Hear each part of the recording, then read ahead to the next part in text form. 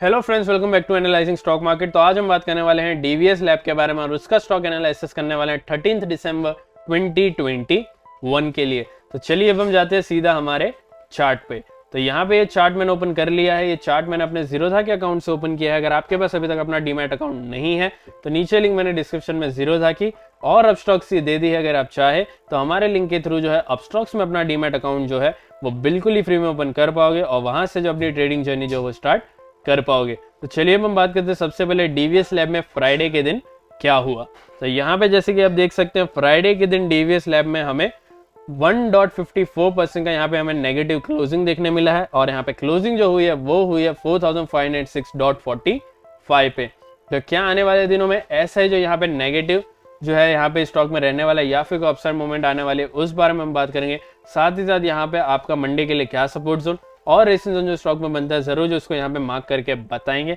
बाकी यहाँ पे फ्राइडे के क्लोजिंग के बेसिस पे हमें क्या लगता है स्टॉक में मंडे के दिन क्या हो सकता है जरूर जो हमारा ओपिनियन देंगे। साथ ही साथ आने वाले दिनों का जो आपको एक छोटा सा एंड भी यहाँ पे दे देंगे। तो चलिए अब जाते हैं सीधा हमारे वनडे के चार्ट पे। तो यहाँ पे वनडे का चार्ट जो हमने ऑलरेडी ओपन करके रख दिया है। अगर मैं बात करूँ यहाँ पे वनडे के चार्ट में वॉल्यूम की, वॉल्यूम यहाँ पे आप देख सकते हैं एवरेज से थोड़ा ज्यादा यहाँ पे हमें जो वॉल्यूम देखने मिल रहा है। करंटली स्टॉक जो है हमारा 200 MA के ऊपर जो है जरूर घूम रहा है, लेकिन 20 MA और 50 MA के नीचे भी यहाँ पे जो है अभी फिलहाल जो है क्लोजिंग हुई है और यहाँ पे ऐसा लगता है 200 MA का सपोर्ट जो है वो जरूर लेगा, ऐसा यहाँ पे हमें देखने मिल रहा है। मतलब करंटली अभी स्टॉक जो है यहाँ पे फिलहाल जो है जरूर नेगेटिव में जो है जा रहा है। और बात करें हम RSI की, RSI जरूर यहाँ पे 32 33 जो हमें ऐसा लगता है जरूर इंडिकेशन जो हमें पॉजिटिव का देता है, लेकिन हमें ऐसा लगता है कि RSI जो है ओवरसोल्ड एरिया में आपको जाते हुए जरूर देखने मिलने वाला है। बाकी यहाँ पे याद रखें RSI हो या फिर कोई और इंडिकेटर, हम जो है इंडिकेटर्स पे पूरा भरोसा नहीं कर सकते हैं। यहाँ पे बहुत सारे फैक्टर्स होते हैं जो किसी भी स्टॉक को जो मूवमेंट देते हैं, हमें जो है उससे जरूर कंसीडर करना चाहिए जब भी हम किसी भी स्टॉक में ट्रेड करें तब। बाकी यहाँ पे बात रही मेरे ओपिनियन की इस स्टॉक में आने वाले दिनों के लिए, करंटली ये स्टॉक जो है ट्रेंड जो है इसका यहाँ पे अभी भी नेगेटिव चल रहा है, लेकिन कुछ दिनों के लिए यहाँ पे स्टॉक में आपको पॉजिटिव मूवमेंट देखने मिल सकता है। 20 EMA जो है हमारा वहां तक आपको ये स्टॉक जो है पॉजिटिव वीक जाते हुए देखने मिल सकता है। मतलब करंटली स्टॉक 4506 के आसपास जो जरूर क्लोजिंग दिया है, लेकिन आने वाले दिनों में मतलब मोस्टली इस वीक जो है आपको यहाँ पे 4730 तक आपको स्टॉक जो है पॉजिटिव जाते हुए देखने मिल सकता है। ऐसा यहाँ पे मुझे चार्ट ऐसा यहाँ पे जो है मुझे थोड़ा सा एक इशारा दे रहा है। इसकी वजह से मैं आपको कह रहा हूँ करंटली ट्रेंड जो है नेगेटिव है।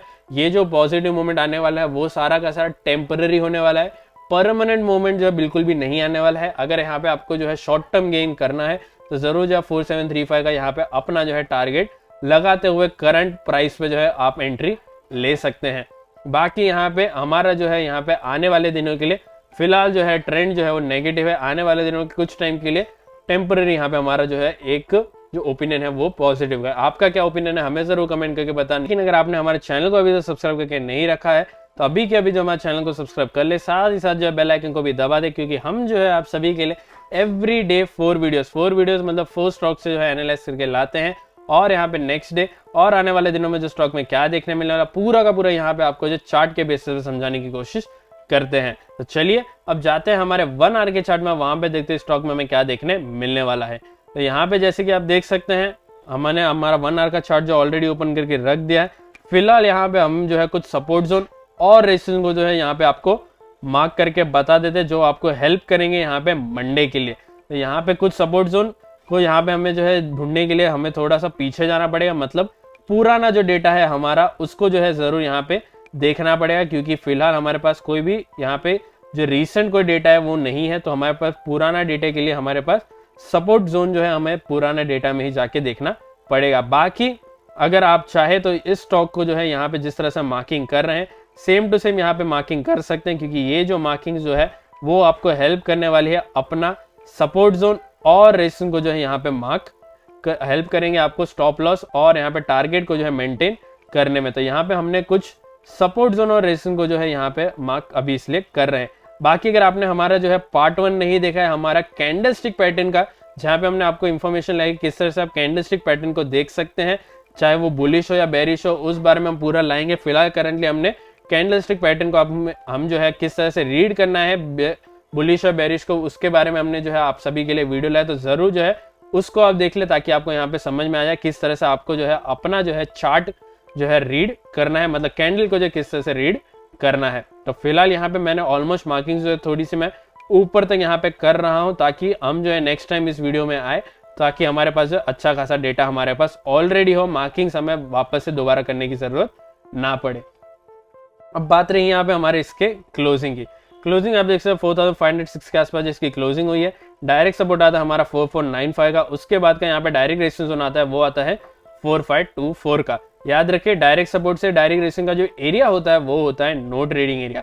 इसका मतलब है इस बीच में अगर आपको स्टॉक जो घूमते हुए देखने मिले तो यहाँ पे आपको बिल्कुल भी ट्रेड नहीं करना है, आपको जो वेट करना है दोनों में से किसी भी एक साइड में स्टॉक जो हमारा क्रॉस हो, और फिर यहाँ पे चाहे वो सपोर्ट जोन साइड हो या फिर रेजिस्टेंस जोन साइड हो, आपको जो हमेशा अपना जो है थोड़ा सा पहले टारगेट रखना है ताकि वो इजीली अचीव हो जाए।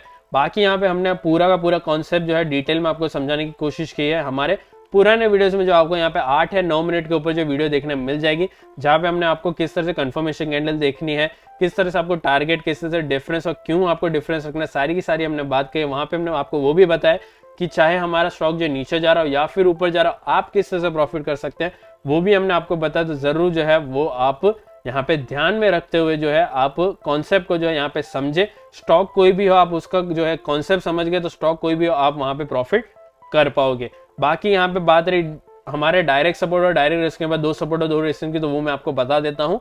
यहाँ पे डायरेक्ट सपोर्ट के बाद अगला सपोर्ट आता है 4452 का, उसके बाद का सपोर्ट आता है 4415 का। यहाँ पे डायरेक्ट रेजिस्टेंस के बाद रेजिस्टेंस आता है 4585 का, उसके बाद का रेजिस्टेंस आता है 4670 का। तो यहाँ पे मैंने आपको 2 सपोर्ट और 2 रेजिस्टेंस जो है वो आपको बता दिए हैं, ये आपको हेल्प करने वाले हैं दोनों आपको जो है मंडे के लिए, जो बहुत ही इंपॉर्टेंट है। तो जरूर जो उसको कंसीडर करते हुए जो अपना यहाँ पे ट्रेड ले।